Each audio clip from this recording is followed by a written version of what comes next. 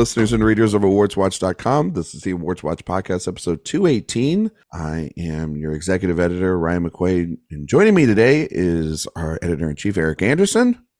I'm back. So am I. And Dan Bayer. Hello, all. Man, a lot to talk about today. A lot of fun stuff. We're going to talk our favorite rom-coms and have a lovely discussion about that because Valentine's Day is right around the corner.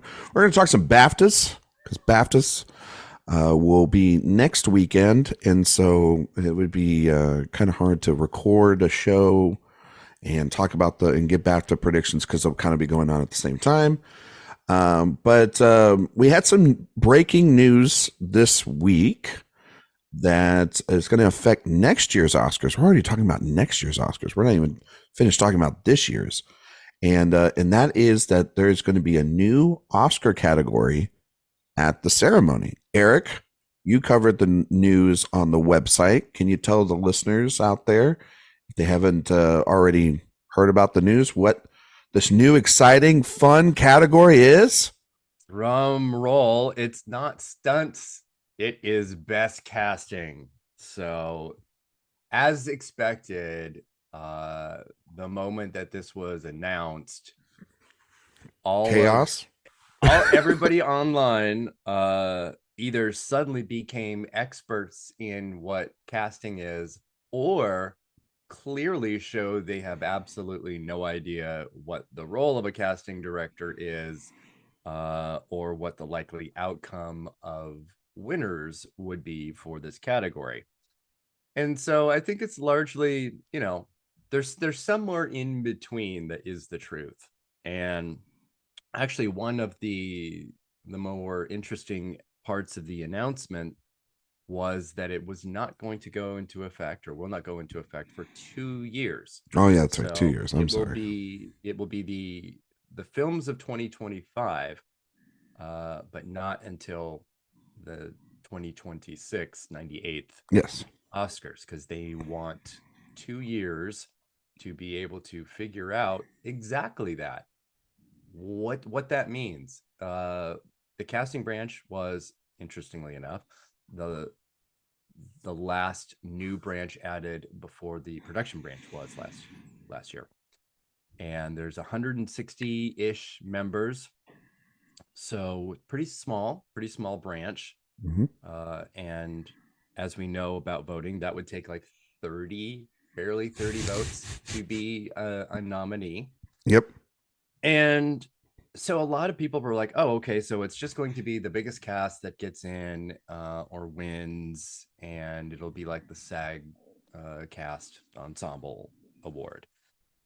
And I mean, obviously I can see the reasons why people thought that, but the taking of the time before putting the category in place does tell me that they do want to really set the rules of what it is and what it means, and even maybe how it's voted on. My prediction of that is that it's going to end up being one of the shortlisted categories, which I think would be pretty cool. I think that's smart too. And I it's looking at the categories that are shortlisted, it completely makes sense and fits in that realm. Yeah. So yeah, that's what happened. Obviously, a lot of people were really mad that it was not stunts and hope that still comes down the pike. But I mean, they haven't even created a new category since 2001. Yeah, and I mean, a stunt coordinator isn't the president of the Academy. Yeah, I was just going to say, like, the president, the outgoing president of the Academy was a member of this branch. So it made sense, right, Dan? Yeah.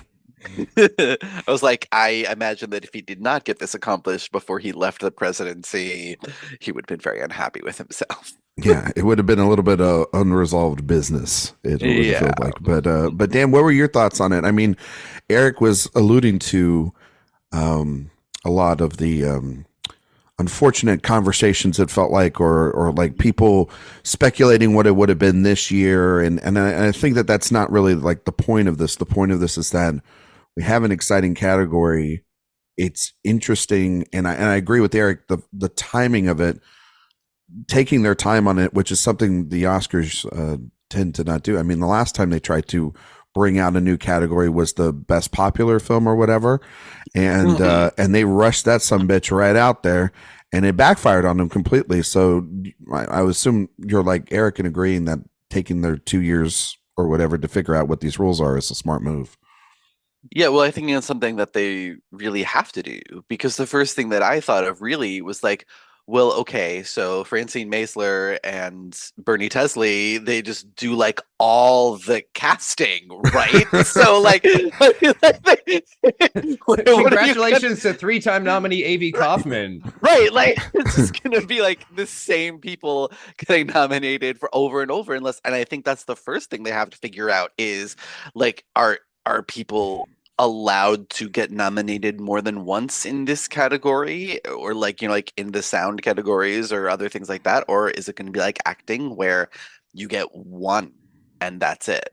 I think that's the most important thing they need to figure out before we even think about like what the actual outcome of these categories is going to look like, because obviously, I mean, as we know now, the ultimate winner is usually just whatever movie the Academy liked best in whatever category. True. Like the actual quality only sometimes actually counts. Well, and we also know too, Dan, if it's a Best Picture nominee, it's going to help it as well, because that's the only 10 films usually that end up winning any Oscars on Oscar night anyway.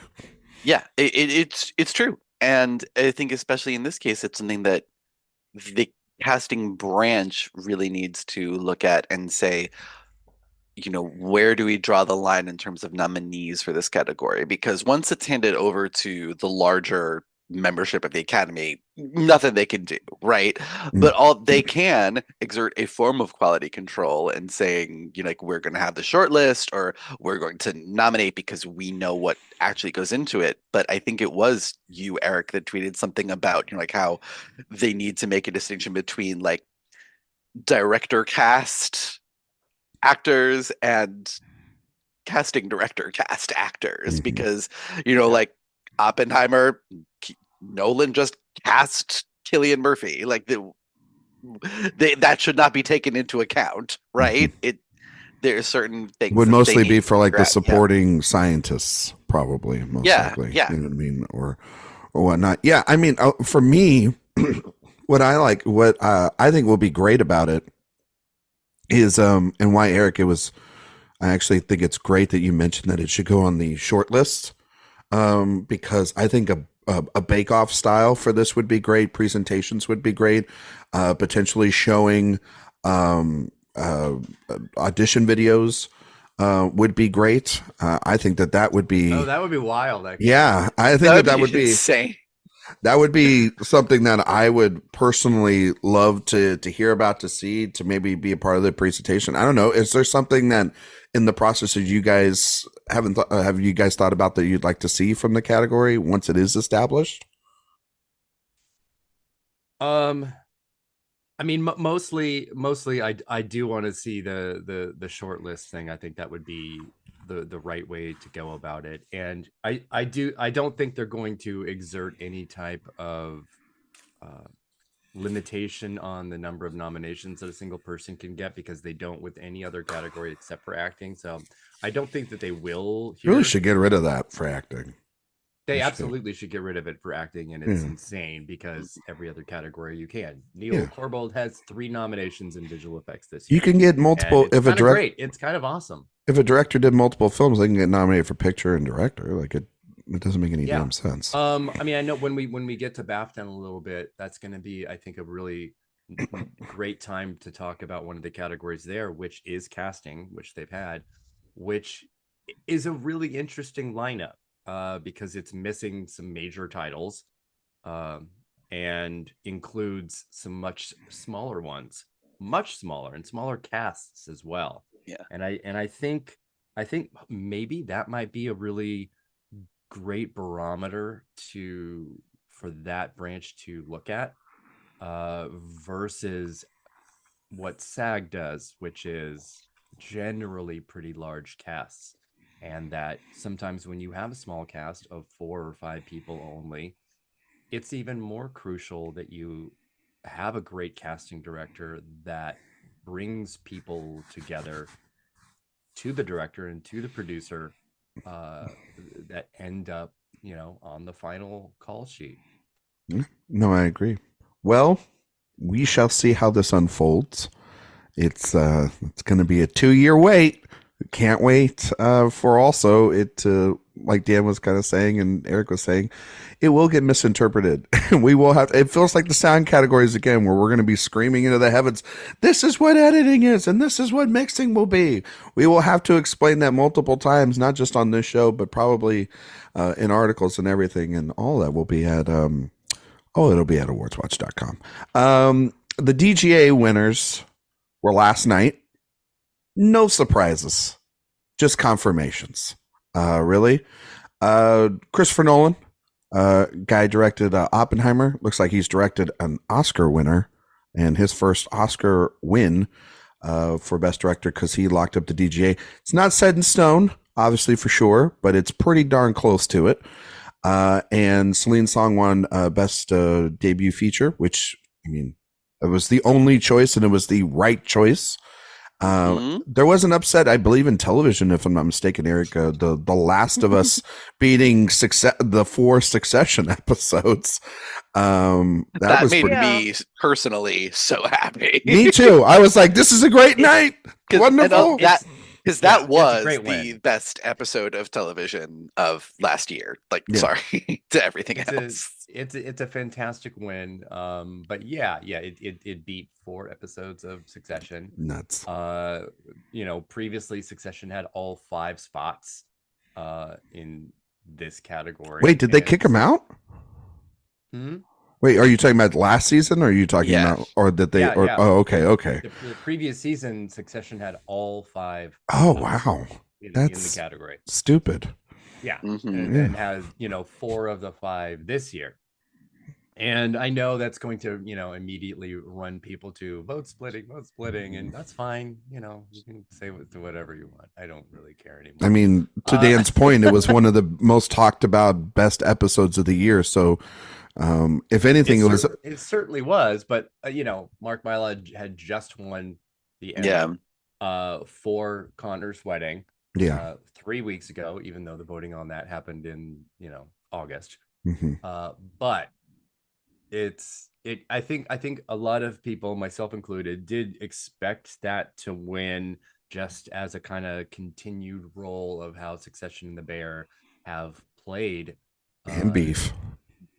Yeah, but Beef is. Yeah, I know. It just seemed like The Bear and Succession just steamrolled through everything in January. Although we do have to note the Emmy wins for The Bear were for season 1. Jesus. September's, which we just got a date, September 15th, if I'm not mistaken. That'll be for season, right? September 15th is when we'll have the Emmys. For the Emmys. Yeah. That'll be for season 2. That'll be for season 2, and they just got while season 3 is just finished airing. Exactly like second season. It's very smart. Very Ted Lasso-y. I'm sorry, it works really, really well to do that clearly. But so Christopher Storer won for Fishes for the big holiday episode with 85 guest stars and a performance from Jamie Lee Curtis that's actually worse than her Oscar-winning performance. So Damn. That is really fun. Found dead in a ditch this morning, huh? All right. Good Lord. How did that happen? I just snuck that in there. But the screenshot you took, expecting that this morning. The screenshot of her performance that you took and put on Twitter. I wanted to say something, but I was like, it speaks for itself of just how. I don't think she's that bad. I actually think she's better than she is in everything everywhere. I'm just teasing only a little bit. Yeah, only a little bit. It's a clowny performance. Well, I think I mean, Dan, no surprises obviously here, but I think the best way to I do want to comment a little bit on the night because I was following Kyle Buchanan a little bit on. I think we were all following Kyle Buchanan. And shout out to Kyle, he's wonderful. Just a couple of just insane notes that happened at the DGA. Just some hit or miss jokes that were by Judd Apatow. An absolute bomb of a joke by Jonah Hill. Because he just couldn't help himself. There were crickets in that room. Wonderful tributes by Greta Gerwig and for Emma Stone and Mark Ruffalo for Yorgos Lanthimos, and then Alexander Payne went up there, did his thing, and then Cillian Murphy presented the medallion to Christopher Nolan, and then yeah, of all the actors to pick, Jonah Hill for Martin Scorsese. But anyway, Scorsese went up there last, and really, you couldn't get Leo. You couldn't get Lily. Well, Lily was doing, I guess, the Virtuoso Awards in Santa Barbara. So yeah, and that's been going on right now. But like, you couldn't get De Niro. You couldn't get Spielberg. You couldn't get another director. Like anybody. Hell, get Brendan Fraser to do it. I mean, I am here for Mr. Scorsese. Yes, he would have to yell it through the whole thing. This is your medallion. Be better than Jonah Hill. You are nominated, you old man. Like, yeah, just like think about how Fraser would play that. Anyway, no, it was a great night. Obviously, Nolan won. Celine's song, which was it was she seemed so happy, and it seemed just right because that was the only debut that mattered this year because it's a masterpiece. Mm-hmm. But let's go over to BAFTA and let's start talking about BAFTA because the director win here at DGA is a sign. It's a huge sign, and it's a huge factor. Along with, what was it? The Production Designers Guild last night happened, which were the Art Directors Guild. I'm sorry, but those had some interesting wins. It did because the sci-fi fantasy was a really between Barbie and Poor Things, and Poor Things won that. Contemporary went to Saltburn, which isn't nominated, but the period piece, deserved win though. Yes, deserved win. Should have been nominated. I should have put a picture of the bathtub up as the tweet. Yeah, I don't know what I was thinking. What are you thinking? Or at least the statue. Come on. My God. But in period piece went to Oppenheimer, not Killers, not Asteroid City. All so Poor Oppenheimer. Jack Fisk, man. Well, that's like a win for him. Ruth DeJong is temporarily she's a protege of Jack Fisk, and her first job was with Fisk on There Will Be Blood. So he can be happy for her. The student has overtaken the teacher. She evidently Erik. She had a great told me she had a great speech, and she called him out a lot in that speech. Yeah, I was watching the ADGs while the DGA was announcing, and it was long. The Art Directors Guild was long. They had like 5 Lifetime Achievement Awards. Oh, I remember you made me cover that thing one year. That thing is like things like an HCA ceremony, for Christ's sake. It was a lot. But yes, Ruth DeJong gave by far the longest speech of anybody. And weirdly enough, they did period feature film as the 3rd award of the night. It's usually the last one, isn't it? It's not usually like last, but they saved fantasy for last because they knew what they were doing. Because they knew, between Barbie and Poor Things. But Ruth DeJong went up, and she couldn't even collect herself to start speaking for literally like 30 seconds. She was overwhelmed, and thankful and grateful. And she did spend a great deal of her speech talking about Jack Fisk and sort of like happy and lamenting that they'll not work together again because they are now at the same level. It was absolutely beautiful. I hope somebody puts the speech online. It was a gorgeous I cannot wait to watch that speech. That as someone lifelong. She did that when we had an interview with her and she went in great detail about her time with him. Fisk. And it was gorgeous. But anyway, it was a big night for Oppenheimer, upsetting there, but then obviously the DGA. Going into the BAFTA talk, Dan, I want to get over to you first. Oh God. BAFTA's always a tricky one, I think. Uh-huh. They're a little, we think they're going to do the one thing, and then they do the opposite, or then they end up just not doing that at all, and then they end up going conventional.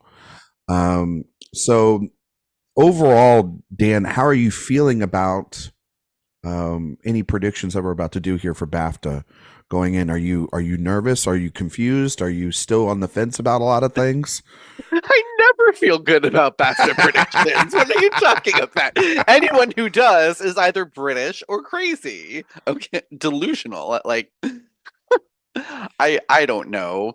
I don't know. Um, I feel like I'm even more confused about how they're going to go in certain categories than I am at the Oscars, Okay. because there definitely is that sort of nationalistic streak that they have that shows up every once in a while. And as we know, this is where we start getting all the this is how so and so can still win the Oscar conspiracy theories. Oh my God, the Carrie Mulligan of it all. Yeah.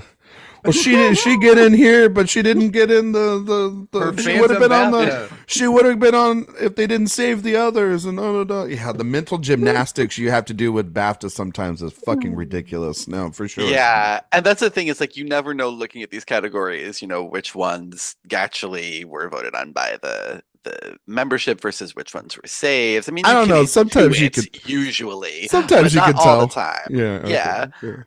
and especially in some of these below the line categories, I'm like, they have that nationalistic streak, but they also have this like very pretentious artsy streak to them. And I keep looking at all of these categories that Anatomy of a Fall and Zone of Interest have nominations in, and I'm like, either of these films could spoil any of the other ones. Yep. In a lot of these categories, I look especially at like the best editing category, like Oppenheimer will probably win, but that is not an easy win for that movie. No. Well, it's You know, also like- it's also not an like this is what happened with Killers of the Flower Moon, where they think it's either too American, or they're not big a fan of the film, or Scorsese or Scorsese in general, or a combination of the three. Yes, Oppenheimer is made by a Brit, and it's a World War II movie, which is perfect right up their alley because they just gave it to a World War II movie. Yeah. But there's another World War II movie, and then they have shown to go more international, and they zig when they zag. They do not like to be the same all the time. And Barbie is another one that Yeah. that doesn't feel like, in heavy air quotes, right, like a BAFTA rewarded movie. It feels like Everything Everywhere All at Once. They have a step upper lip for it, for sure. Right. But on the other hand, it has been so dominant in winning all these, below the line categories. Yeah, I mean but it is. It's interesting. It's interesting about that film, and where this contingent seems to what it seems to think about it overall, because it is a decent chunk of the Academy still too. It's not enough maybe to sway certain things, but it did help a lot in the tech categories last year for All Quiet on the Western Front. Didn't help above the line, but it definitely helped that film win a crap ton of Oscars on Oscar night for it, for sure. Erik, are you like Dan? Are you expecting maybe some zone anatomy upsets, or do you think it's just going to end up defaulting to a Poor Things, Oppenheimer domination by this? Because that's kind of what happened last year, was Banshees and All Quiet on the Western Front. Yeah, which proved Oscar wise to not matter, which is fine. It doesn't have to be the next step on the precursor road. It's you don't. I'm glad when any group can step outside of that a little bit, not deliberately, not like in a weirdly defiant way, but just in a way that it's like, no, we just are a different voting body and have different choices. Yeah. Okay. But this is feeling very much like the Oppenheimer Poor Things game show. Well, I like that. I like it for half of it at least. So let's give some predictions. How about that? And Sure. let's start with the Rising Star Award, which is always a very fun and interesting one. You never know what they're going to pick here.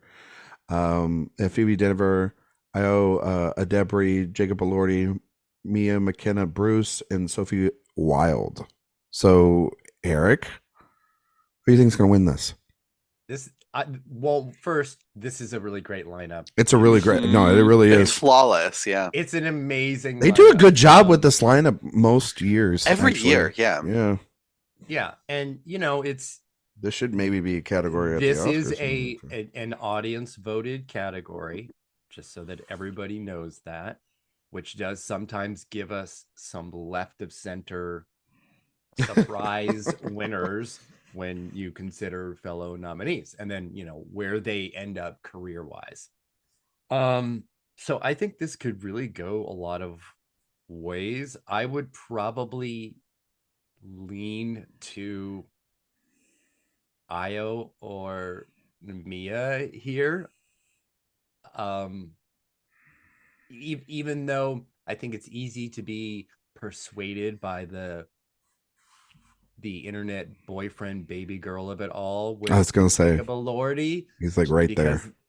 Yes, he is right there, but that also is one of those things that can kind of trick you about what and who is popular just based on the bubble that you are with who you follows you and what you see. Well, I remember when Chalamet was nominated and he lost to Daniel Kaluuya in this award, and you would think with that logic that Chalamet would run away for it and everything, and no, they gave it to Kaluuya, and that was kind of great. This is the one category where they do tend to most often show their nationalistic tendencies. Like if you Americans, like that's why I'm like, I think it's more likely that Phoebe Dynevor rides the Bridgerton love than Io Adebri. Well, wouldn't that be great for her? Because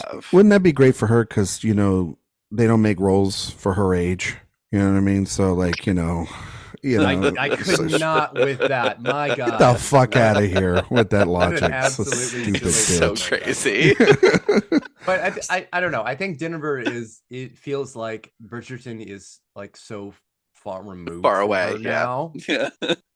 And did they even get fair play over there in the UK? Like, I mean, I don't know.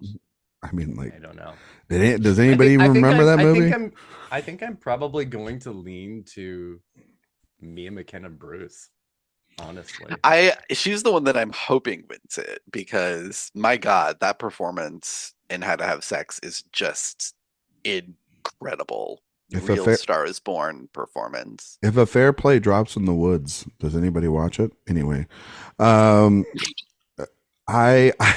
just gonna go with Io. If you listen to Judd Apatow, all we have to do is cut the awards shows, and Netflix will stop with all these awards-seeking movies. So yeah, I don't want to hear anything from Judd Apatow because he has like the worst movie ever made by a Netflix produced vehicle. With what was that the one movie with Pedro Pascal, The Bubble? Yeah, terrible movie. It's so bad.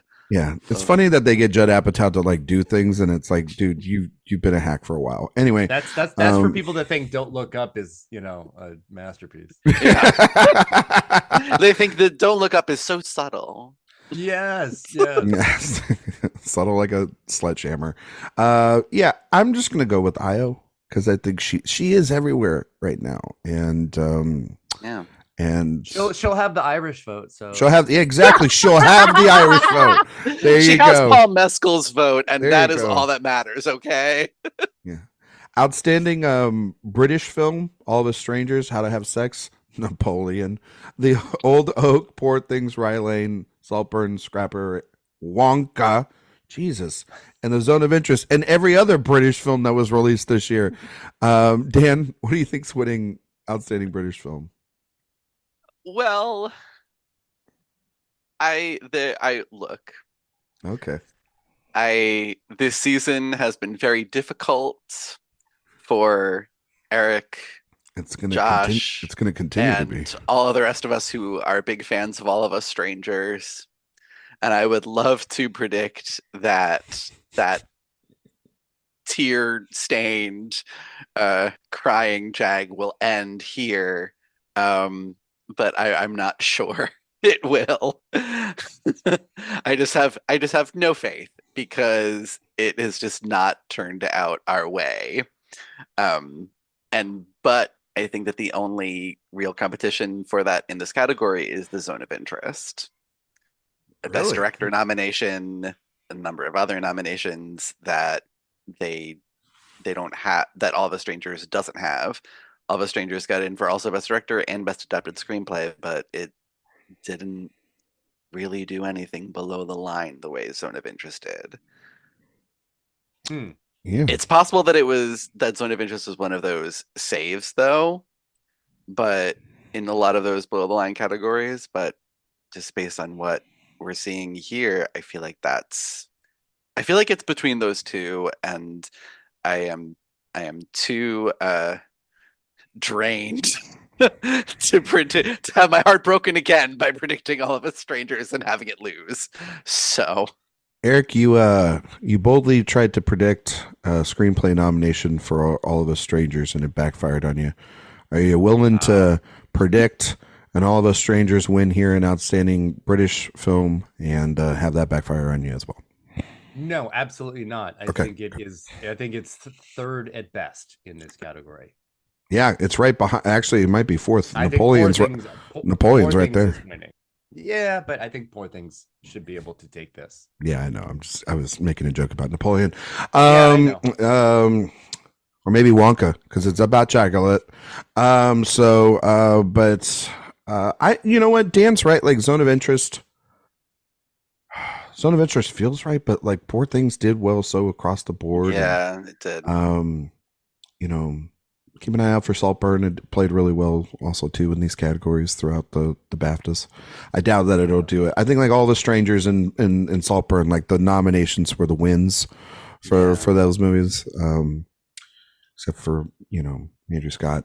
It'll never make sense. It'll never make sense why he wasn't nominated. But I'm gonna go with Poor Things. Just seems right. But Zone of Interest is definitely there as a spoiler. Okay. Let's do visual effects, because visual effects are interesting at the Oscars in a wide open category. They have The Creator, Guardians of the Galaxy Volume 3, Mission Impossible Dead Reckoning Part 1, Napoleon, and Poor Things. So Erik Anderson, visual effects. I know where you're leaning for Oscars, but do you think that'll carry at BAFTA? I kind of almost think it has to. Okay. And again, I think this is sort of most likely between Napoleon and The Creator, which Okay. I think it is at the Oscars as well. No Godzilla? I think obviously there's passion for Godzilla. Yeah. Oscars, We'll talk about but that in coming weeks. Yeah. Yeah, that is not factored here, so it is between really those two, unless there is a wild Poor Things sweep of things. But I don't feel that is going to be the case here. Not that they only lean to Oscar nominees and stuff like that. The voting timeline isn't always aligned so that it kind of feels rubber stamped. But I am probably going to lean Napoleon. Because,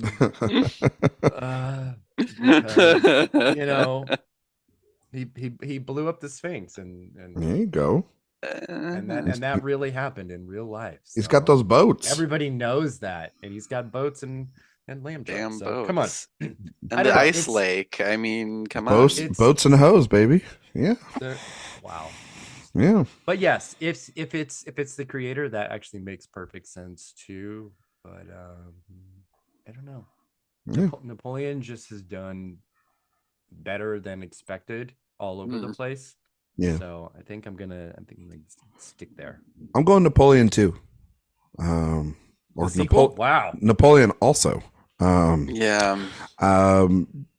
Dan? I'm also like leaning towards Napoleon very slightly over, like You have to Eric lean said, down a little Poor bit. Things sweep Yeah. happening. Leaning on Napoleon. That's a short guy. Um, I mean, yeah. there's no other way to Yeah, I mean, stand you next know, to him. exactly, for sure.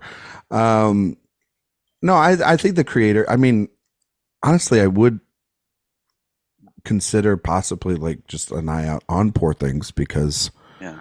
it is the outlier, and they sometimes they do just like, hey, you know, we like something and vote down the list, and so and also it was kind of wasn't a snub, but it was one that did miss on Oscar morning that could end up if it won, it would render this category moot, and we'd have to be sitting here twirling our thumbs trying to figure out what precursors or anything kind of matched up for this category, which has been an absolute shit bag this year for sure. And this is how Godzilla -1 can still win the Oscar, okay? And the write-in vote for Carrie Mulligan begins. All right. She doesn't need a write-in vote. She got a nomination for but she's going to win Best Visual Effects. All right. Oh, okay. Yeah. Best Sound, obviously Oppenheimer, right? Everybody here? Yeah. Yeah. Okay. Yeah, would slight chance that the Zone of Interest makes a huge surprise. Yeah. But I'm not going to predict it. just like Oscars, kind of small chance, but yeah. Score, Oppenheimer, yes. Mm-hmm. Just going through these. Yeah. Ludwig Göransson. Makeup and hair. I mean, this is tough. It's not easy. This is a toughie. This is not easy. I'm predicting Maestro, but I think Poor Things is absolutely right there as well. Yeah.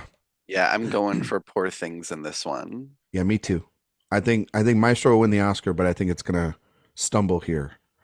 But Maestro also too. It did play well. Like he got in the director spot, and it didn't get him a picture. But like I don't know if that's a save or it definitely was a save. But production design, back to where we were starting earlier in the conversation.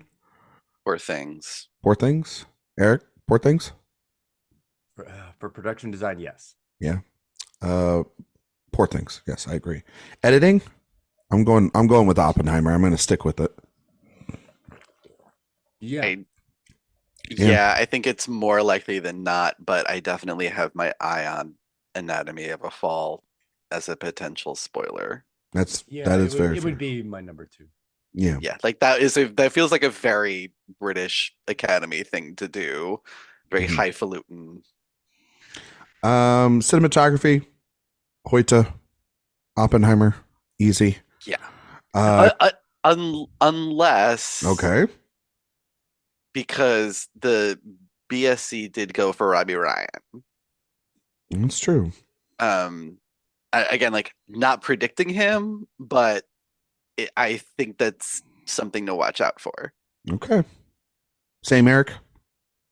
Yeah. I mean, I think if we're gonna try and look for BAFTA voters to want to do any type of spreading of the wealth and it not just be Poor Things and Oppenheimer all the way down the list, I'm not sure that this is where they would go for it unless they leaned into Zone. But I don't know. I think no, I think it's just going to be Oppenheimer. Just best to be safe rather than sorry. I don't know if it's safe. No, but well, I mean, in terms of how the industry has been going recently. Yeah, but I mean, and you know, once we get through all of these and the majority are those 2 films, what people kind of do sometimes is they will actively want to pick something because they don't want to keep picking the same movie or the same 2 movies. And that becomes just a weird, like, unforced error where you're picking something not because you think it's going to win, but because you don't want other things to, which is a pretty bad way to do You're it. just talking yourself out of your predictions at that point, and it's kind of silly. Just go with them. Go what you got. Yeah. You know what I mean? Speaking of going what you got, costume designs. I know that they're not a big fan of Barbie, but maybe it could win here. It is Jacqueline Duran after all. I'm going with Poor Things. Yeah. Yeah, I give Poor Things like a very slight edge here, but I feel like Erik was just saying, if like they don't want it to be the same Oppenheimer, Poor Things, this is the most likely place to reward Barbie. Like that would absolutely make sense. Also, we don't have a song category here. Yeah, they don't have a song. Also, I mean, it is nominated a ton of places below the line. This could be an upset. No, hang on. Hear me out. What I'm about to say. Okay. Dan. I know what you're gonna say. Napoleon could easily win this category. Easily doing a lot of really heavy lifting there, Ryan. Yeah. Well, he's a little guy, easily. No, I think like we've seen, you can see the crazy out there, not to say vote splitting or anything like that, but just like where this category doesn't matter down the road. Like sometimes in the past it has, and sometimes it haven't. I think like Babylon won this last year and it didn't mean anything when it came to the Oscar. So all of Babylon's precursor wins meant nothing. Nothing. Yeah. Exactly. Yeah. I just wanted to hear it out loud. No, I mean that's an example. Like it completely, won Didn't matter. every production design award, the score stuff, the Oscars, and then lost there. Barbie has been the overwhelming production design winner critically, and then got stopped at the gate last night by the Art Directors Guild. So yeah. And I posted last night too that to lose ADG, especially since they have 3 categories, and then to win the Oscar is pretty rare. All Quiet did it last year in a pretty big upset, but before that it was Lincoln. That was the last time that it had happened. So. Yeah, old man Lincoln. Best film not in the English language. God, it's too wordy. BAFTA. I'm gonna. It's 20 Days of Mariupol, Anatomy of a Fall, Past Lives, Society of the Snow, and The Zone of Interest. I'm gonna go Anatomy of a Fall. I think this is where Anatomy wins because it is nominated in their picture in their best film category, and I think that's the right call. Yep. Yeah, I feel right there with you. It's a pretty easy win for Anatomy, who's won this category everywhere where it was allowed to compete. Exactly. Especially given even with like Past Lives being in there as well too, like at the Globes and stuff like that. It's been the overwhelming favorite when it's gone up against Zone of Interest. It's when it's not gone up against it because of rules and stuff and submission is when Zone of Interest has been able to do well in the category. Animated feature, Spider-Verse. I'm going with Boy and the Heron. Oh, me too. Wow. Okay. Well, I'll be interested to if that pulls out. What we'll talk about with Oscar nominations or Oscar predictions here in a couple weeks. I would also love for them to like just fuck with us all and say it's Chicken Run. I was going to say Chicken Run's like right there.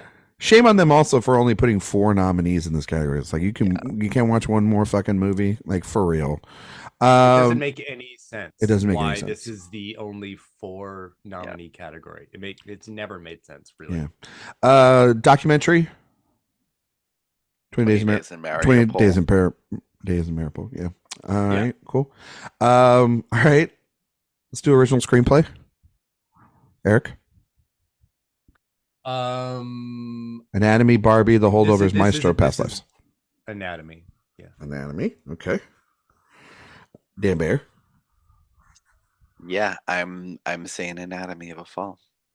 Damn, I thought I was going to come in here with a hot take. It's Anatomy. Yeah, I'm 3 for 3. Anatomy of a Fall. All right.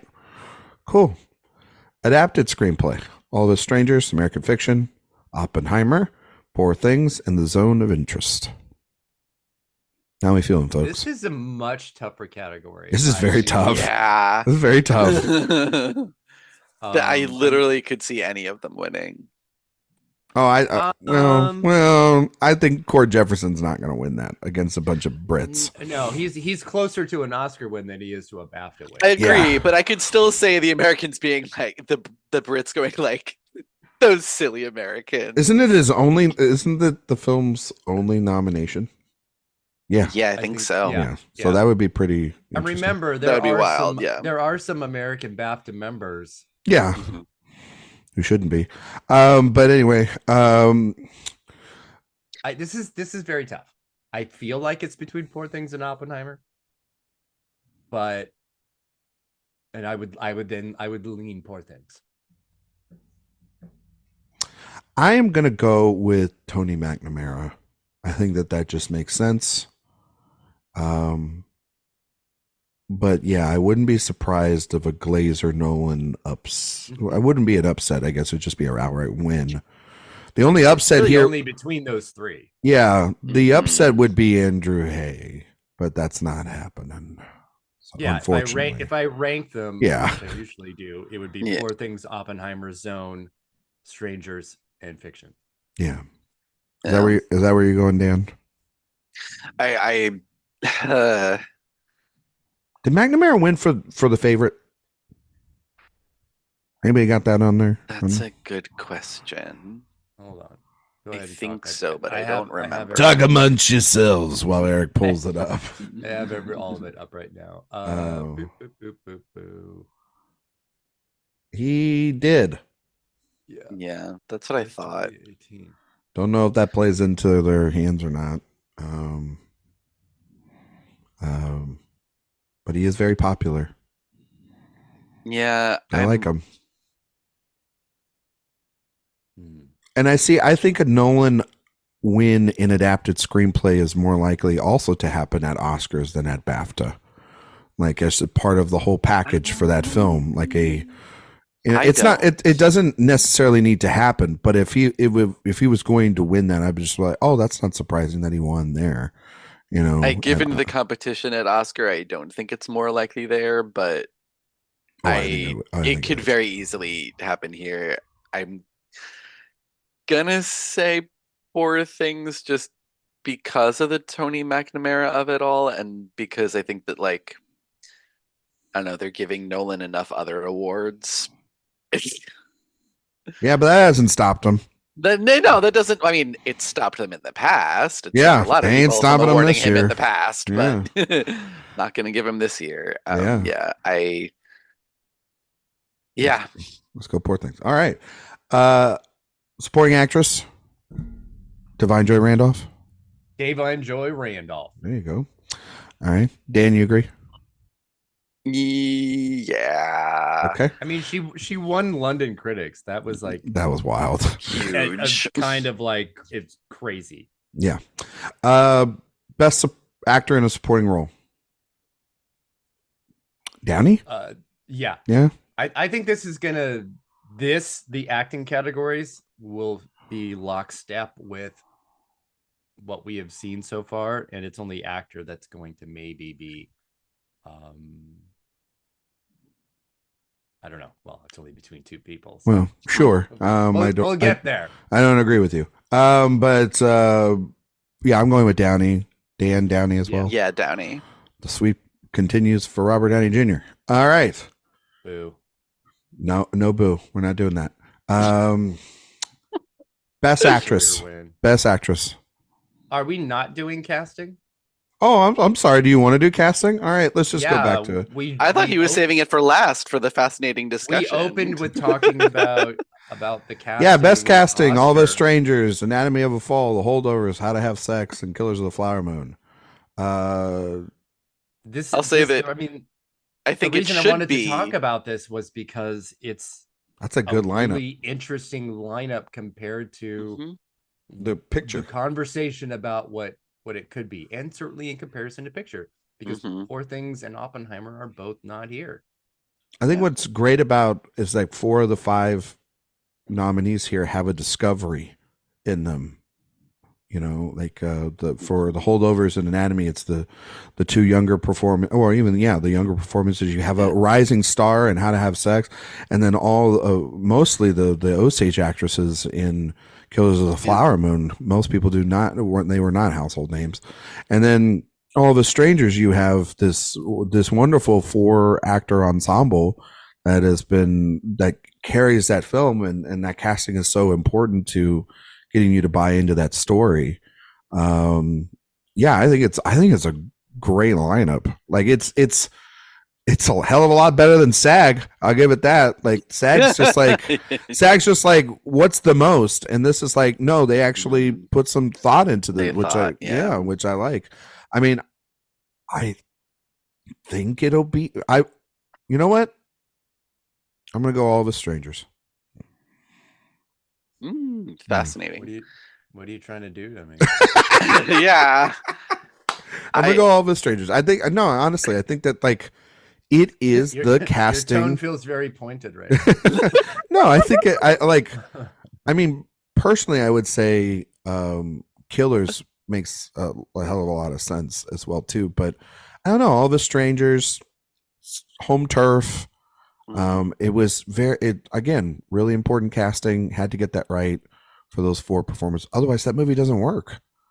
I mean, it's a great screenplay, but if those actors aren't picked perfectly, that movie falls apart. And those performances are phenomenal. So, Dan. So this is only the 5th year of this category. So when we look at the previous winners and look at what they won against, with the exception of one, it's been pretty large films, not necessarily huge casts though, but big name films. What I was giving you a layup films. I was giving you something, and then you're contradicting yourself now. You're trying to take it away from yourself. You're like, no, I don't. It's not going to be Strangers. Like, you know what I mean? It's going to be Killers.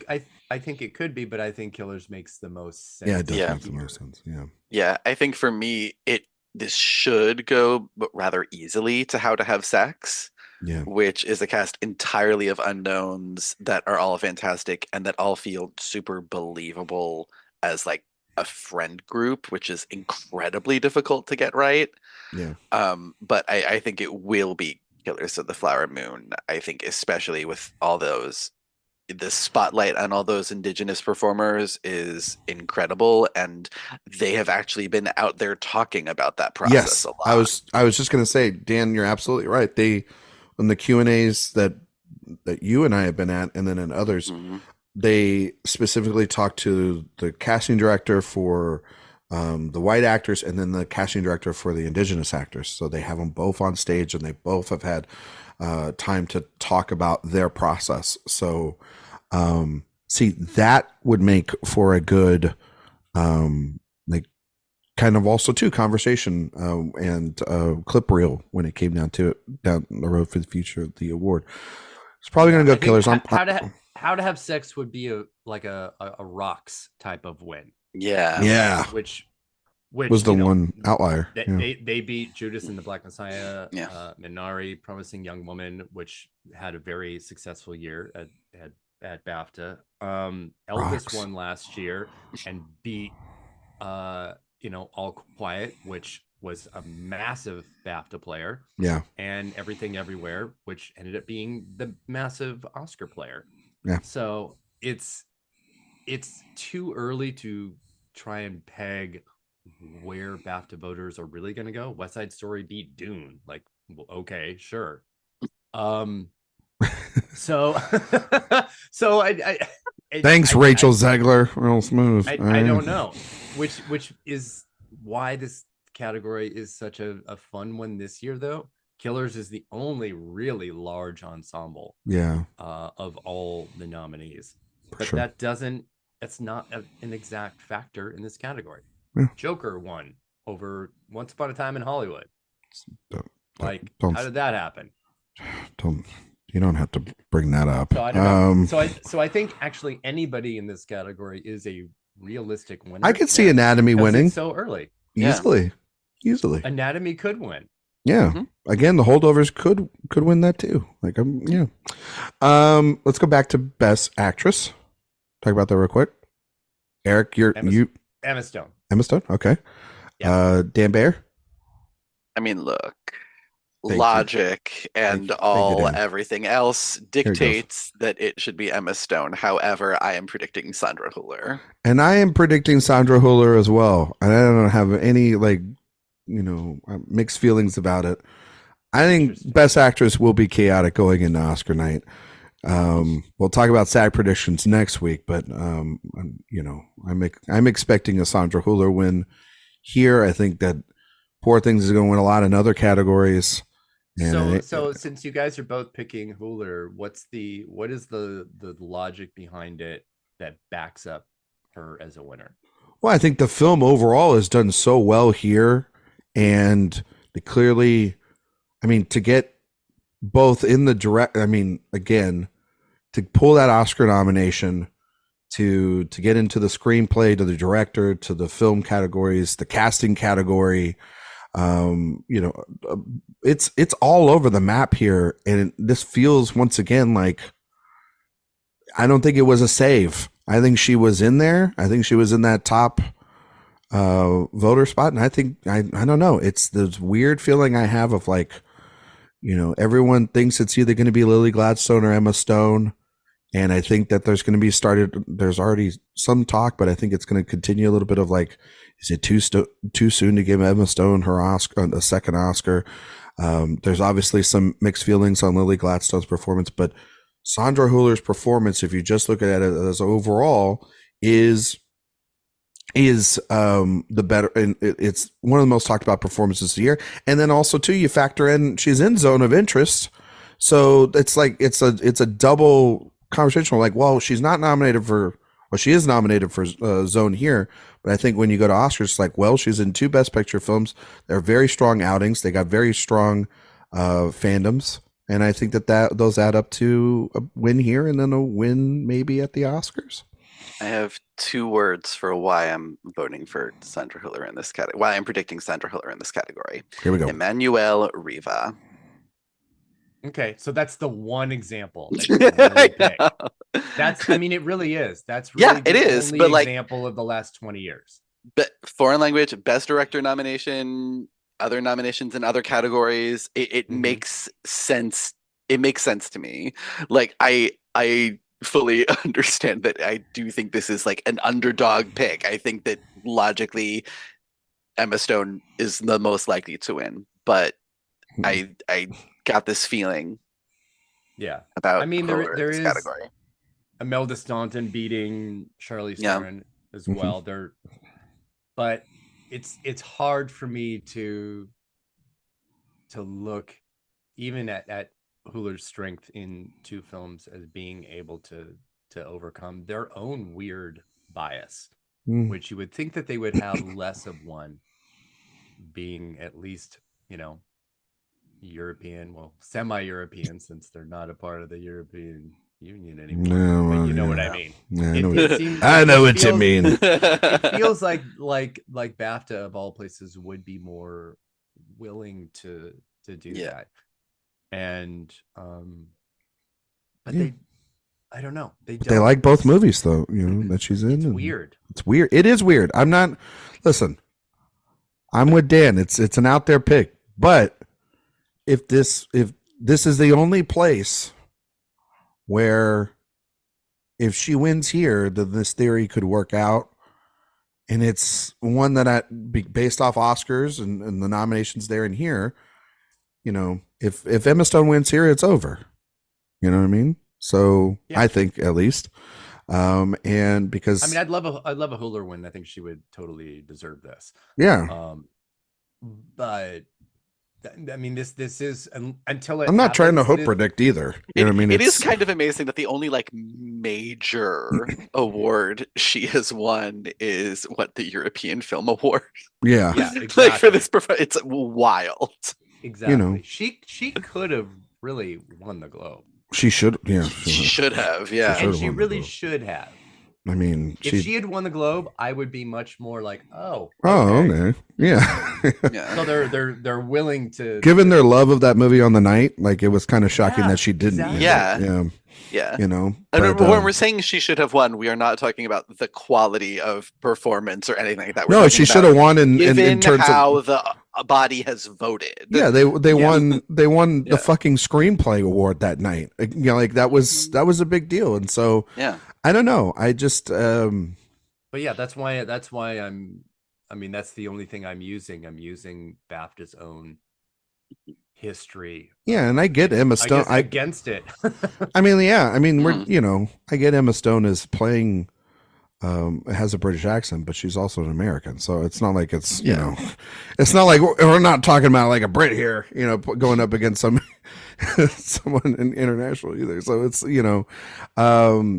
I don't know. I think I definitely think it's between those two though. I don't think anybody else is even close to those two in the competition here. No, not at all. Best actor in a leading role. Erik Anderson. I'm not going first. Okay, well, Erik Anderson, you're going first. I'm not going first. Well, look, fine. I will go first, Erik. This is how Coleman Domingo can still win the Oscar in this essay. I will. I was like, wow, I can't believe he's putting that out on the site already. All right, cool. No. Obviously, this is Cillian Murphy's to lose, right?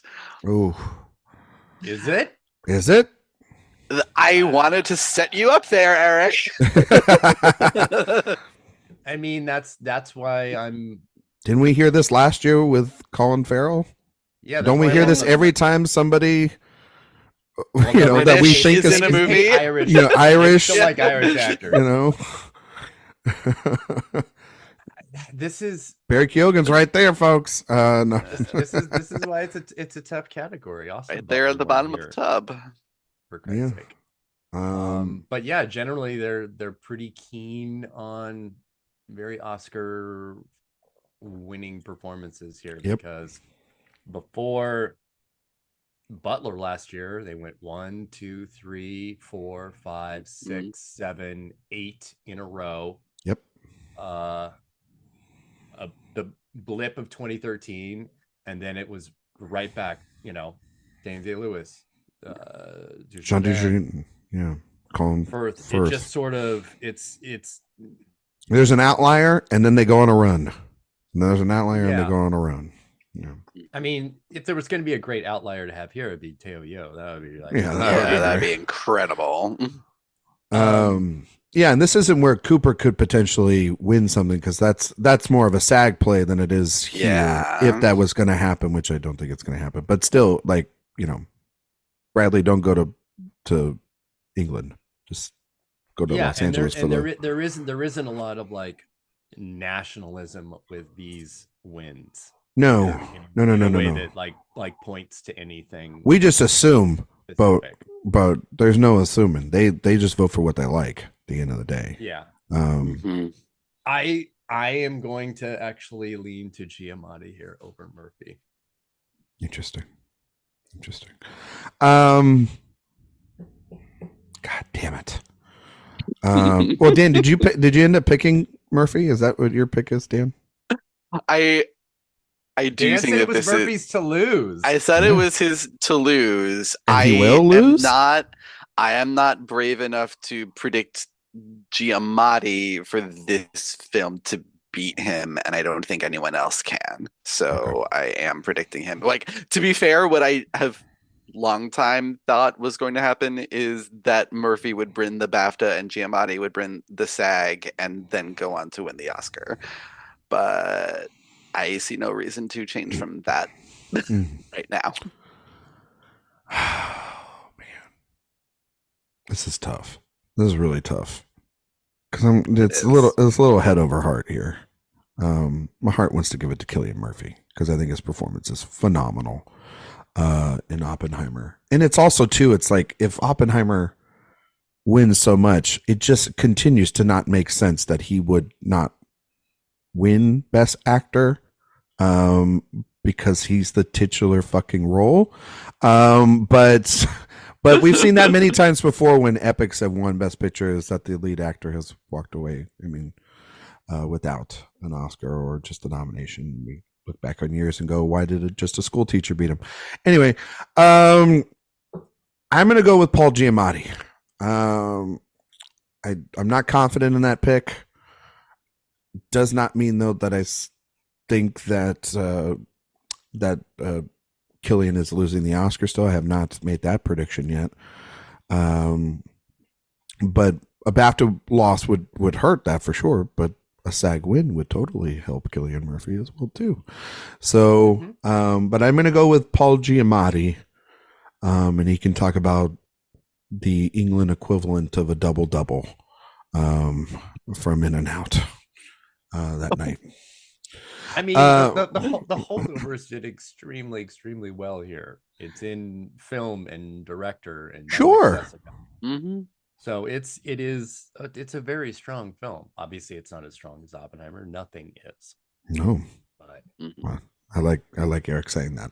Director, obviously Christopher Nolan, correct? Obviously, it's going to be Andrew Haig for All of Us Strangers. So no, God. What parallel universe is that in? In your fantasy land, it is, Erik. But no, it's Christopher Nolan. It's probably the most slam dunk award on the night. Best film? Oppenheimer? Yes? Yeah. Yes? Yeah. Sure. It'll be a squeaker. Yeah, no, I know Erik's joking there, but I do think it's close between it and Poor Things. Really? It's not, though. It's really it's not. It's really not. If there's a number 2 in this category, it's Anatomy of a Fall, not Poor Things. Yeah. Really? Anatomy. Okay. Yeah, because best director, like films don't win Best Film and British Film. Oh, okay. That's the only thing. Well, it's interesting that movie then is number 2, and then Dan and I got a bunch of shit for picking Sandra Hüller. Like, why are you picking Sandra Hüller? But yet it could totally win Best Film. Okay, see, now you're using completely like galaxy brain. No, that means that they like it.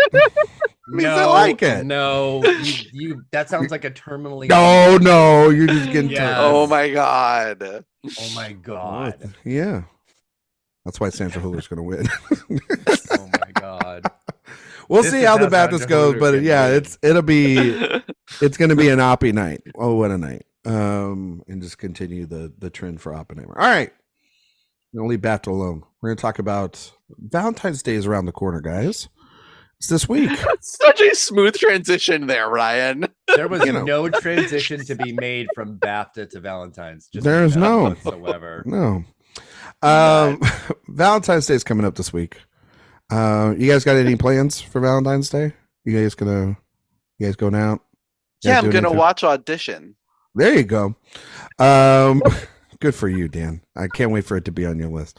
So we thought about talking about our favorite rom-coms and Erik's favorite genre as we got on here, and we're talking this morning. He said, I cannot wait to talk about rom-coms today. So I'm going to throw the first question over to Erik. And why do we love the genre, Erik? Why do you love rom-coms so much?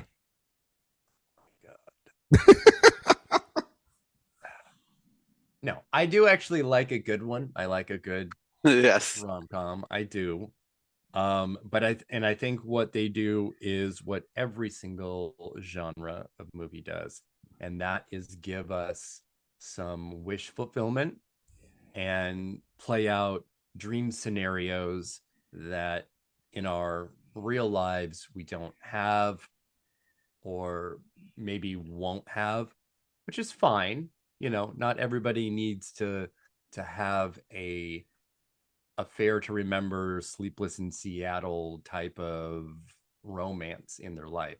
People want it, but that is one of the great joys of film, is being able to kind of just be swept away in something that is really funny or deeply romantic or just escapist, because you know, a really good rom-com can also exist so far outside of the scope of reality, but it kind of is what makes it great.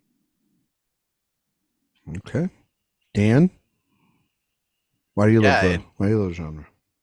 it's very similar to what Eric said.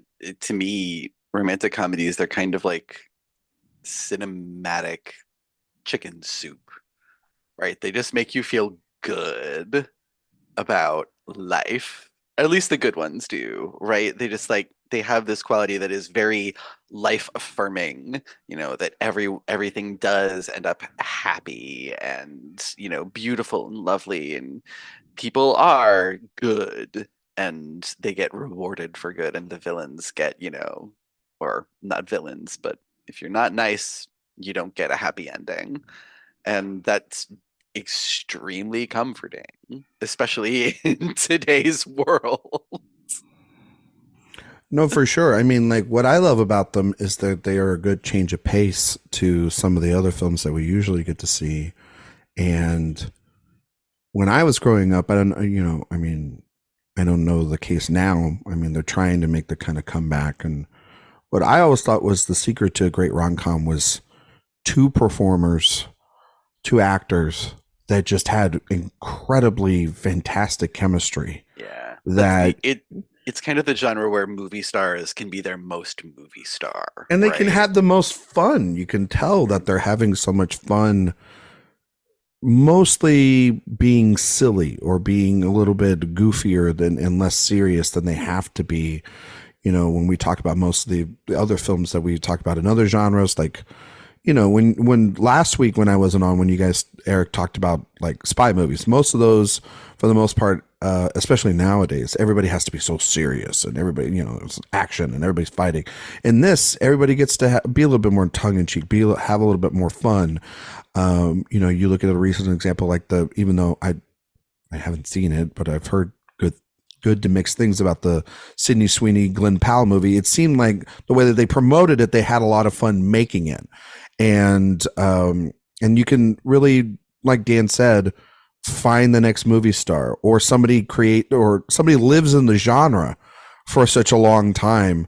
And we see different versions, like, you know, for a long time, like Julia Roberts lived in the genre, or Sandra Bullock, or Matthew McConaughey, like was his bread and butter before he went into the McConaughey. So I don't know. That's what I love about it. It's always, you never, you know, and then later on when they do dramatic work, you're like, holy shit, I didn't know that they had that side of them. But I think if you can make somebody fall in love with you, you can make them cry, and if you can make them laugh, you can play the other side too. And so it shows an actor's versatility is what I love about it so much. Right, guys? Mm-hmm. Yeah. Sure. All right. Eric's like, sure. All right, fine. Erik, do you remember like the first one that you ever saw? You remember like the first one that you made you fall in love with the genre, or like a memorable one that stuck with you? That's like a staple for you. I mean, if you're muted, then I can't hear you. Yeah. Oops, sorry. I was trying to think about that, about like what would be the earliest rom-com that I could think of. And there was a little less calm in the rom in like the John Hughes era of these kind of movies, like a Pretty in Pink and Some Kind of Wonderful, which the latter would probably be on my list of like my favorite. There's enough comedy in them, but the romance part is not, the comedy does not come out of the romance in those in a way that it does in other things, like, you know, While You Were Sleeping or My Best Friend's Wedding or something like that. So I don't know. It's a weird, I couldn't think of my origin story romantic comedy really well. Okay. All right. Dan, So that's a fail for me. Sorry. Yeah, it's a fail for you. Dan, do you have a better answer than that? I could not tell you. I really like I can God, I can remember like I can remember what the first movie I saw in the theater was, what like the earliest movies like Yeah, in sure. general that I saw were, but Yeah. in any specific genre, I'm like Oh, okay. I could not tell you. I could not tell you. Oh, wow, Yeah, guys. I don't really know think what it's my a, I think it's a failure of the question, really, more than I it think is you're. anything. I think you're. You shut up. Yeah, I think you can Yeah. shut up. No, I remember. I mean, I remember seeing at a young age. I remember seeing like Sleepless in Seattle, and I remember seeing my best friend's wedding when I was young, Mhm. and probably way too young to watch that one. But I just remember. I remember watching those, and then like I remember when I was growing up. One of the big films in theaters in the early 2000s was My Big Fat Greek Wedding. And it was this small little film that kind of, built an audience, and you kind of heard about it and everybody would see it. And it was such a delightful, fun time. And it was just much different experience than like, all these bigger films that I saw. It was like, it was just the smaller theater too. And it was only like maybe like 100 seats and it was all filled and it was packed. And I just remember seeing it. Everybody was laughing and then there was tissues and everybody was enjoying themselves. And it was just a different experience than like, I don't know, going to watch like Lord of the Rings and it's like 1,000-seat theater or whatever, you know what I mean? And there's tons of people in there and, it's this epic scale. And so it just shows the different size of it. And yeah, they're more simpler stories, but I don't know. There's something familiar about a rom-com too, about like those worlds where they do like they're obviously fantasies, which I mean, that's not real life, and that's not how you fall in love or you're with somebody. But I don't know. There was just something warm about that experience that's always stuck with me. So I didn't know if you guys had one or not. It's not a failure of a question, Erik. It's also to try to open up your cold fucking heart. You know what I mean? So, but anyway, do we have some... maybe something like Princess Bride? There you go. That's Because a good one. I'd Yeah. probably have to pick something from like the early mid 80s when I saw something and saw it in terms of a rom-com. And so yeah, I mean Princess Bride maybe is where I would go. That's a good one. Outside of the John Hughes movies, but Yeah. for All right. reasons I just mentioned, I would probably disqualify them. Like, I mean, I feel like mine maybe like I don't know, maybe Notting Hill or Yeah. like You've Got Mail, yeah. like one I of those thought late of 90s. I thought of The Parent Trap. Yeah. Because that's technically kind of one in a way. Like they get back together, and Well, if he can mention that- Princess Bride, you know what I They're mean? not no, they're Because no. that was also my introduction to Nancy Myers, who is somebody that's big in the genre as well too, and somebody that she is. Don't mute me on I'm that saying one. the Parent Trap is the romance isn't the central. I had Yeah, they're Yeah, not it the is. main. They wanna they're get 'em not back the lead together. characters. Who cares? No, they're not even. They're not the main character. Oh, It's for not God's about sake. the romance. It was it's on a about- list that I saw, and I was was like, on the oh, list okay. that I Yeah. saw. Oh, okay. Some AI list. Okay. AI Yeah, generated list over Wire here. The Jefferson, good you one, know? Ryan. Yeah, exactly. But no, it was. I mean, if you can mention Princess Bride, that's loosely. It's more of an action film. But anyway, What? so do you guys have some favorites? Oh my god. Do you guys have some favorites of the genre? Are Yeah, there, of like, course. all-time favorite. Well, then mention them. Let's go. Well, okay, great. I mean, like, look, most gay romantic comedies, I think Erik can agree, are they're not so good. They're not so good, most of No. them. They're A little lacking. They're a little cheap. They're a little easy. They're a little, however, and I'm right here, Dan. maybe this maybe this makes me basic. Maybe this makes me problematic, but I love Bros. A Oh. whole fucking lot. Thank you, Erik. Thank you.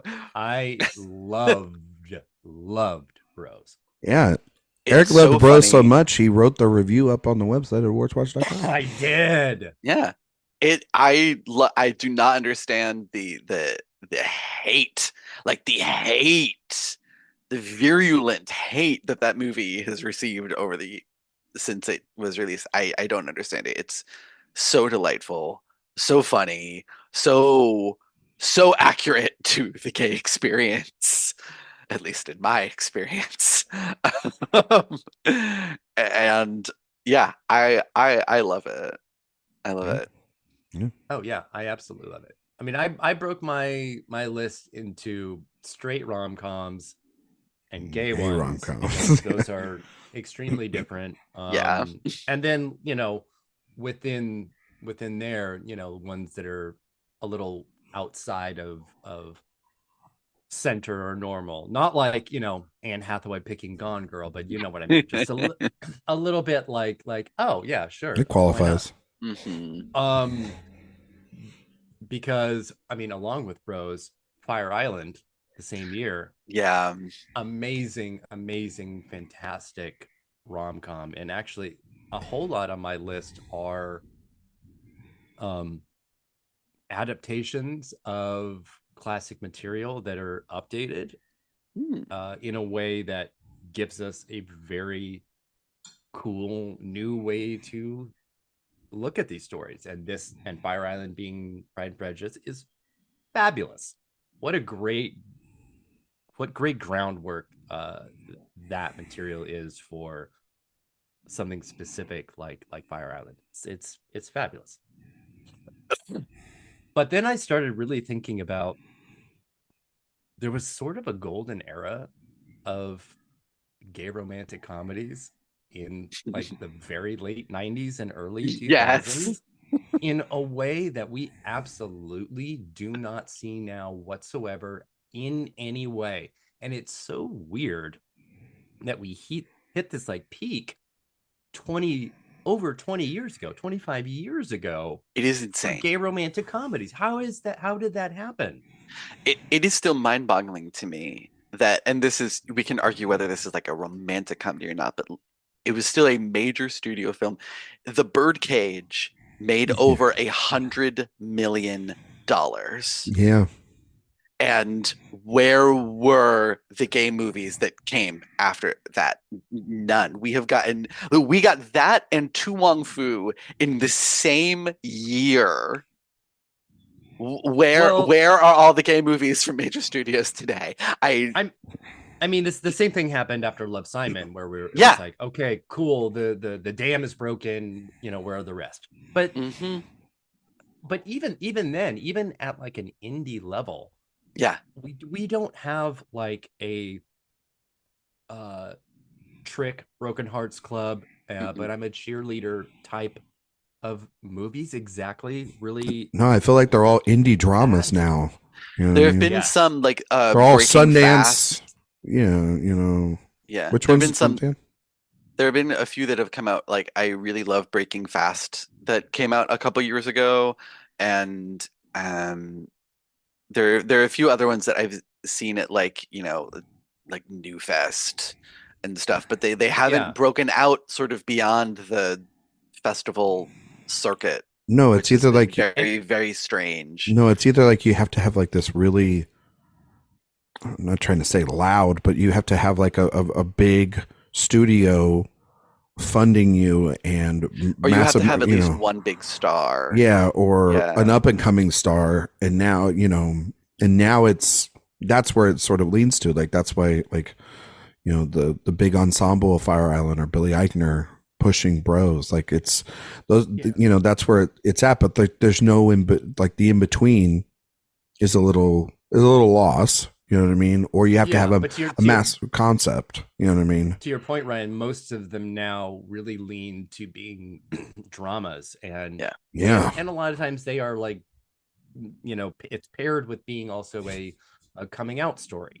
Yeah, and things like Trick and Broken Hearts Club, which I think are two of absolutely the best. I love Broken Hearts Club. So do I. Broken Hearts Club is so goddamn good.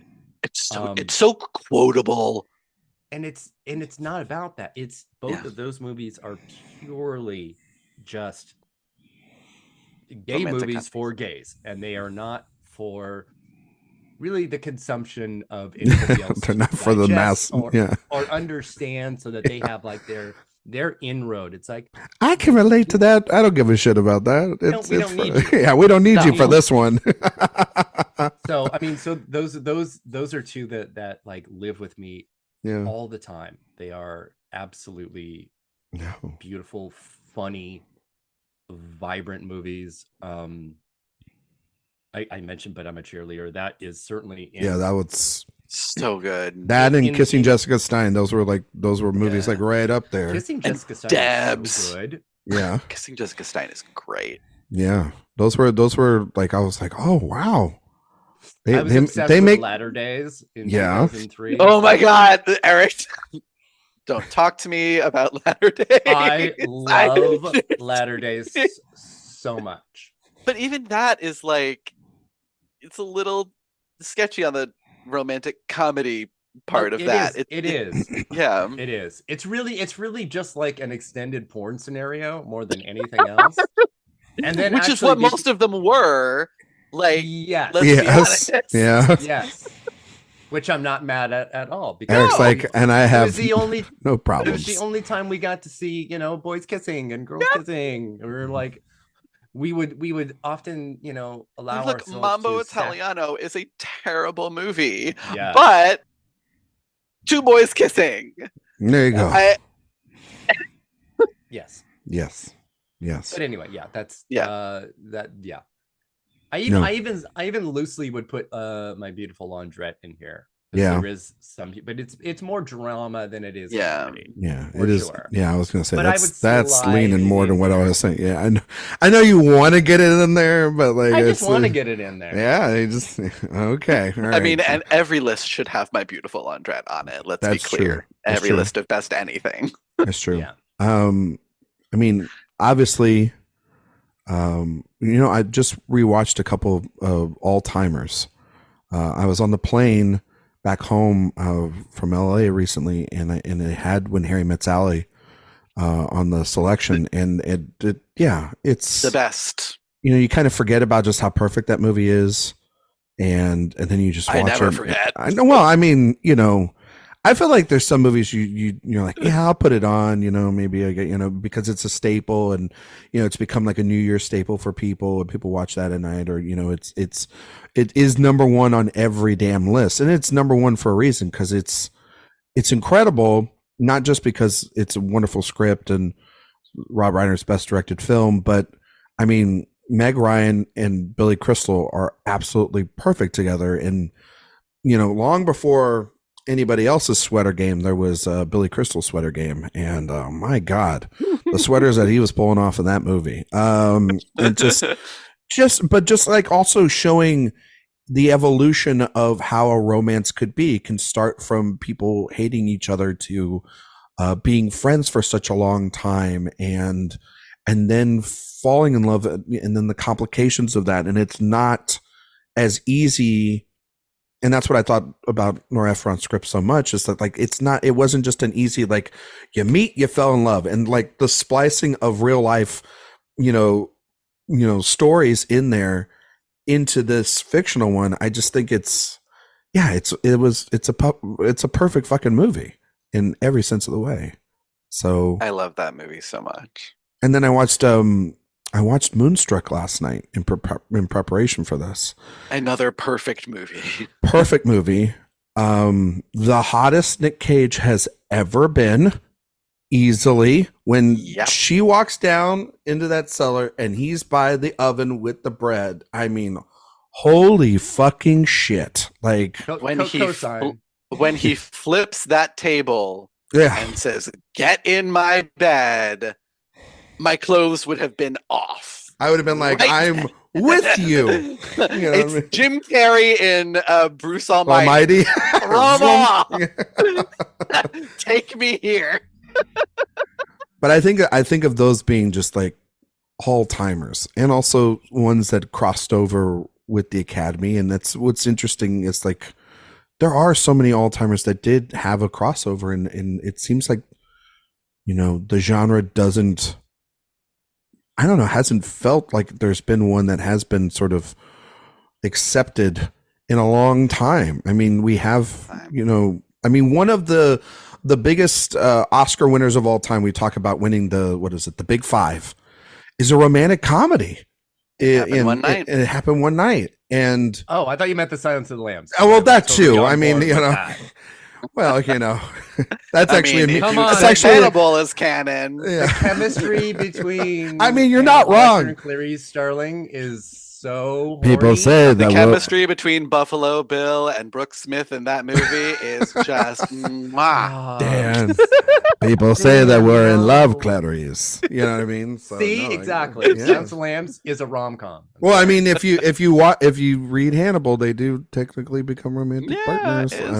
It's a choice. But no, it's and then like Annie Hall, for example, too. Like, another classic. I don't know. I mean, Hollywood's disconnect in sorts of rising up movie stars has been one thing, but then the inability to make these movies. I mean, there's a reason why a movie like Set It Up is great and we love it. Right? Wait, not Set It Up. Set It Up. Oh, I'm sorry. What's the one with Glenn Powell? Glenn Powell and yeah, that's what it's called.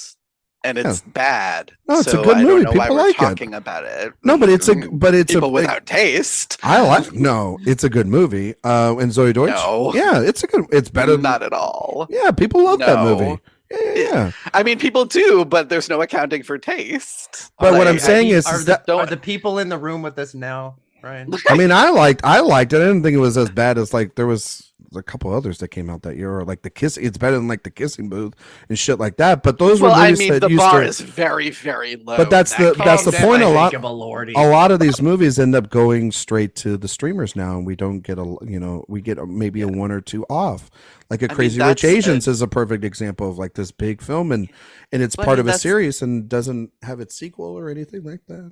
I mean, that's a direct reflection of the state of the business of movie making these days. It's either you are a tentpole movie or you are going more or less straight to streaming. That's what happened. And then, like you said, like the quote unquote death of the movie star has also led to this, because those were romantic comedies we are selling you bankable stars. That is what we're selling you. Bankable stars. Yeah. And so what we've gotten are, and no offense to people who love it, things like Set It Up with people who are sort of like on the cusp of becoming movie stars but aren't quite there yet, with a script that is not written by a Nora Ephron or a Richard Curtis or people who understand how these movies really work. And it's approximating the feelings and beats of a romantic comedy but isn't quite getting there. So it's sort of these half-assed ugly digital Netflix sheen movies. We don't get, something like a Notting Hill or a You've Got Mail, or even like a 50 First Dates or The Wedding Singer. There was a period of time when Adam Sandler was in some really good romantic comedies, and now all of his movies that he's made for Netflix are lowest common denominator. Yeah. Crap. Like Nancy Meyers, who is notorious for just like carrying this. I mean, like, how many people during the holidays talk about literally the holiday, or they talk about Something's Got to Give, which is an all-timer, and I love that movie. Or It's Complicated, and she works with movie stars, and her movies make money. They make a ton of money, and then we had the whole Netflix finally decided to close up the purse, and it's like for what exactly? Because she's the perfect kind of director to and writer to blend both commercial and this genre success, and kind of maybe bring it back in a way that people want it to. I mean, she's worked with the biggest actors ever, and she's the high, outside of now probably Greta Gerwig, she's the most successful box office wise female director of all time. And it's frustrating to see that, because you circle back to it, like there was that movie that came out with Clooney and Julia Roberts that recently, I think it was last year or the year before, and it wasn't very good. Oh yeah, Vacation to Paradise. But it made a good chunk of change, because people want to see those movie stars and those people in that genre, it's an easy genre also to make money. Like they don't have to cost like $1 bajillion to make. And look at Anyone But You. I mean, well, this is the whole reason we're having this conversation outside of Valentine's Day is the success of Anyone But You. Yeah, exactly. And then, I mean, then you can that movie was an accidental success. It was not something that anyone expected to do well, especially after that first trailer. Exactly, and it came out like right before Christmas, so it just nothing made sense for it to be successful. And Glenn Powell and Sydney Sweeney are not Julia Roberts, George Clooney level stars. Oh, for sure. This was such a phenomenal lightning in a bottle example of when Hollywood does want to create stars, and it happens relatively organically. It's fascinating. And because we are just a few days from Valentine's Day, that movie is going to have another huge surge in box office. They've named it something special. It's something like the Valentine's Day Return or something. I think I saw when I looked. Extra footage or whatever, something like that. No, for sure. But and now what's going to happen is the success of this one film is going to spawn imitators and stuff like that. And this is already an adaptation of Much Ado About Nothing. Yeah. Which goes to what I was saying earlier, that sometimes the very best romantic comedies have been these adaptations of classic material, but take them so far outside of location and time and geography and everything. 10 Things I Hate About You. That they feel, Clueless. Also one of my absolute favorite, but the 93 Much Ado About Nothing, one of the best romantic comedies of all time. Good.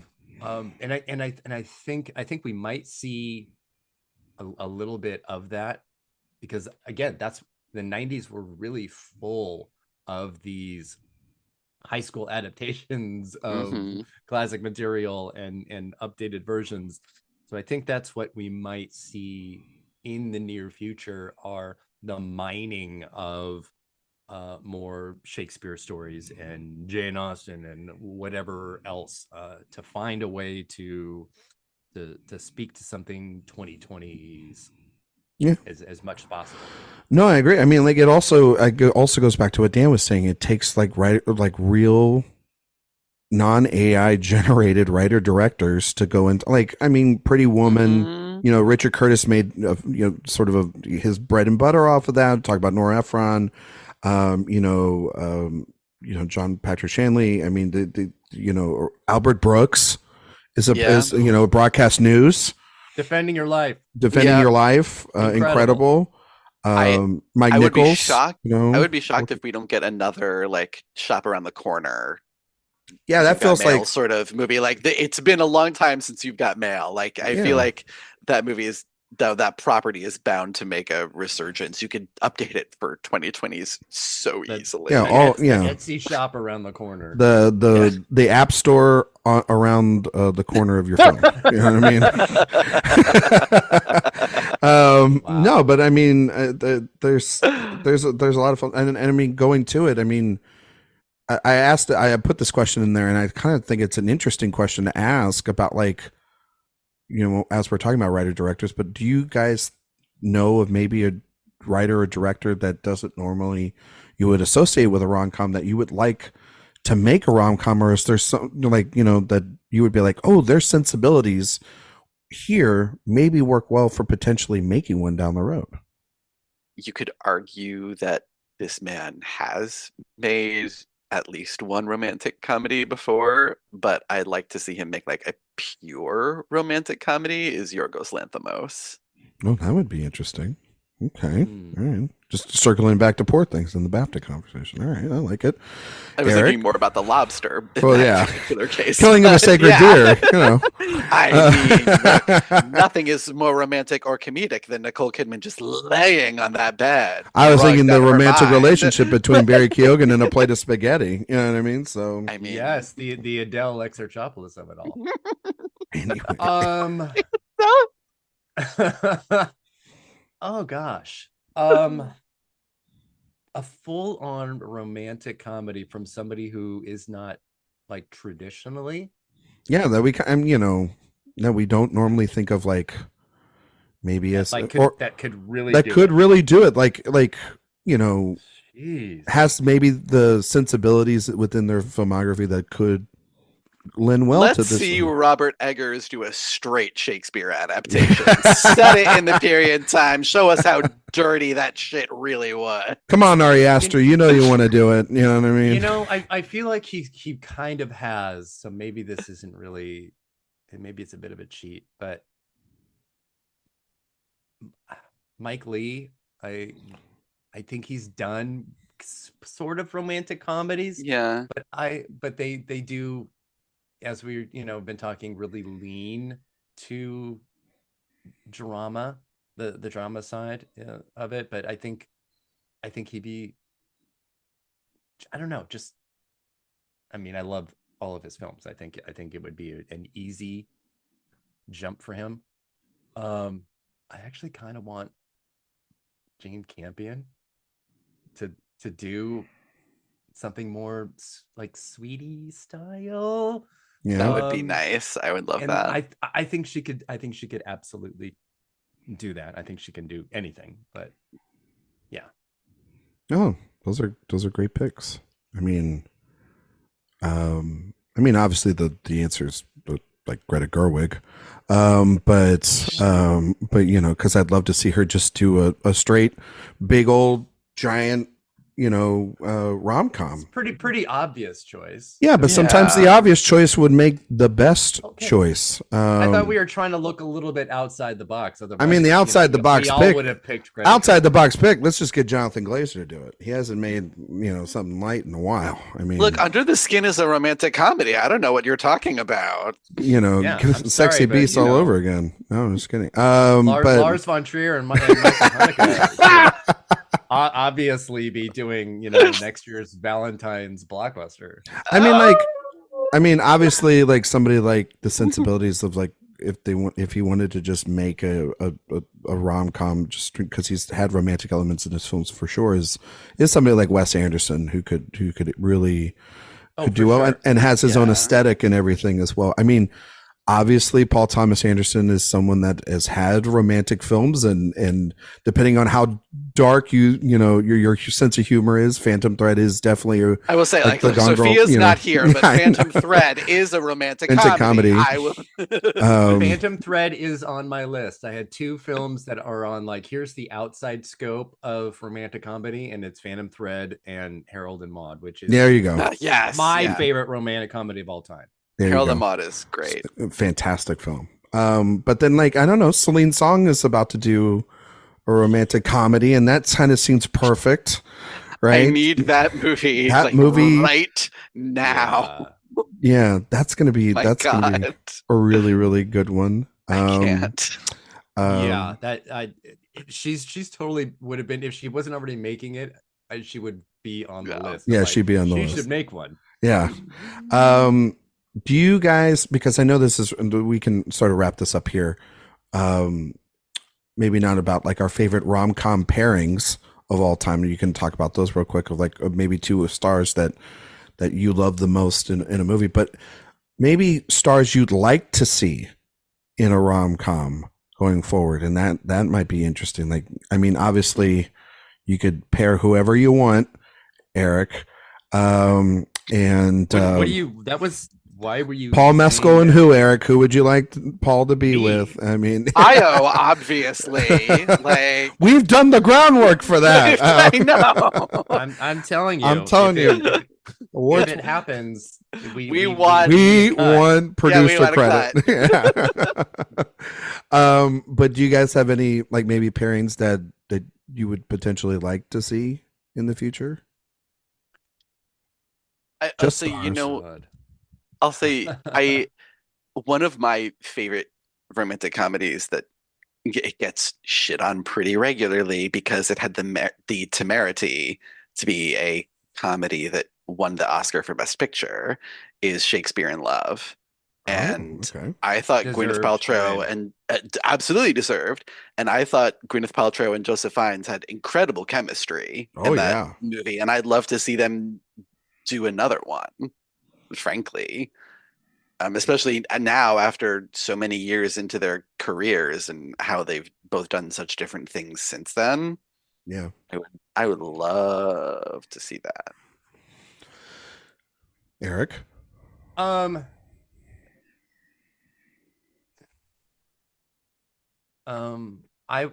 would like to see Catherine O'Hara in a Meryl Streep, Diane Keaton sort of romantic comedy in a Nancy Meyers. Instead of going with one of those two, which are her classic choices, I would like to see Catherine O'Hara get that opportunity. That would be really good. Oh my God. Has better comic timing than her. Right. Oh my God. That's what I would like. Yeah. I mean, like, we kind of got deserves that level of movie and of she deserves that. She almost deserves like her Good Luck to You, Leo Grand. Yes. Yeah. Like that's the kind of movie. Not like, I mean, that's a little bit more serious. Yeah, like, no, I mean, like that's why I wish, Nancy Meyers had $150 million from Netflix so that do whatever the fuck she wants. Hire Catherine O'Hara and nobody can say anything about it. Yeah, no, I think that's great. I mean, maybe because I've been doing some 2013, 2014 research and I just finished watching A Most Violent Year, but I know that Jessica Chastain and Oscar Isaac, who are two of the most gorgeous people in Friends, they have played some pretty harsh, I would say, characters in relationships between scenes from a marriage and that. And I think, I mean, if we can get that chemistry on a red carpet in a romantic comedy, holy shit. I think that would be really great. I think they'd be great in a Mr. and Mrs. Smith type of movie, like action romantic comedy.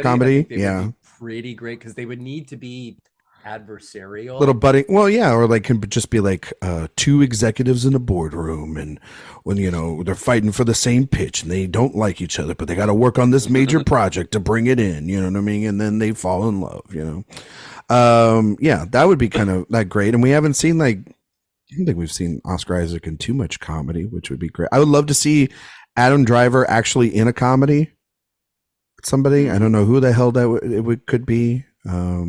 Because like when he's a very funny guy and he could also too, comedy shows your versatility as an actor. And it's always great to see like these really like, that's why everybody loves Gosling so much. It's like he can be a very, serious actor, and then he can be in The Nice Guys, and then he can be in Barbie. So he would be great. Oh, speaking of, Lars and the Real Girl should also be on. Yeah, Lars and the Real Girl is fucking fantastic. Lars and the Real Girl is incredible. Yeah, I love that movie so much. But yeah, I would like to create a romantic comedy for the lesbian ladies. And can we get Kristen Stewart and Lily Gladstone in a romantic comedy now? Oh, reunited. Oh, because their segment of certain women is hot.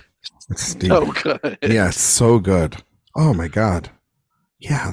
Give Lily Gladstone. What a great reunion would that be? Yeah, I love that. Why didn't that happen during the year? Oh. They should have like done a Q&A. I wish they were like in the same season and they could have done an actors on actors. Oh, that would have been that would have been really, really good. My God. Yeah. Because they're both really fun to talk to and fun to listen to about their own industry. Extremely different and very different experiences. But yeah. What a neat pairing. Yeah, and Sarah Polley can write it too. Like, oh, okay. Now Dan's talking. Yeah. Wow. Or Kelly Reichardt, or just give Kelly Reichardt a rom-com. We can have Kelly Reichardt do it again, but I like Sarah Polley. No, I like it. No, Kelly for Reichardt, sure. Romantic comedy genius. I mean, she did do Old Joy. Yeah. Yeah, this is true. She does understand romance. Yeah. Really Michelle well. Williams and that bird. First cow. First cow. First cow is Yeah, that's a that's a quintessential gay romance of this era. Two boys just fighting over the oily cakes, if you know what I'm saying. God, just sweeping up their little shacks. Yeah. Who doesn't want that? Who doesn't want that life? Come on. Oh, I can't. Oh, So good. All right. Well, we are going to close out this week's show on that note.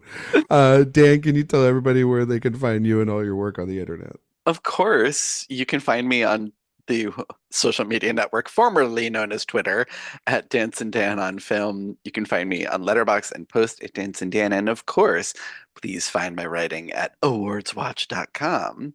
Erik Anderson, same stuff.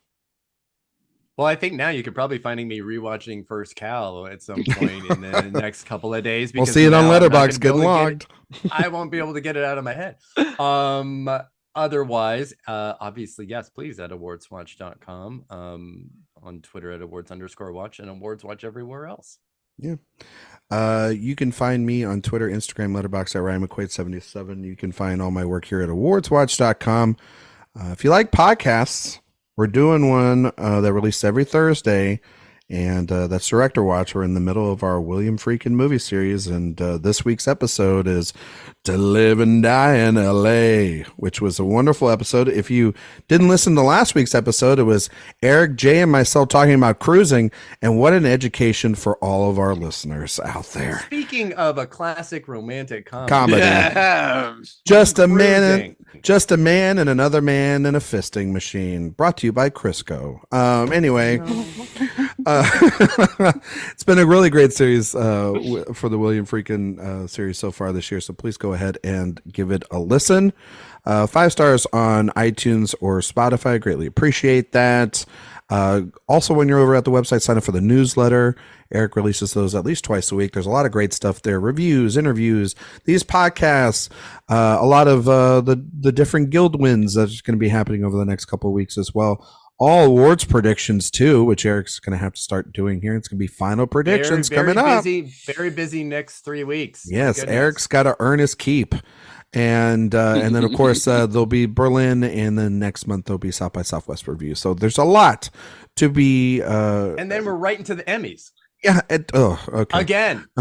Gross. Anyway, next week we will be back. We will be talking about a bunch of different things. I know that we will be giving our final predictions for the SAG Awards. And we'll also maybe talk a little bit about Drive Away Dolls and potentially our favorite road trip movies. That's on the docket next week. Also, any late breaking news that'll come in between. But thank you all so much for listening, and we will see you all next time.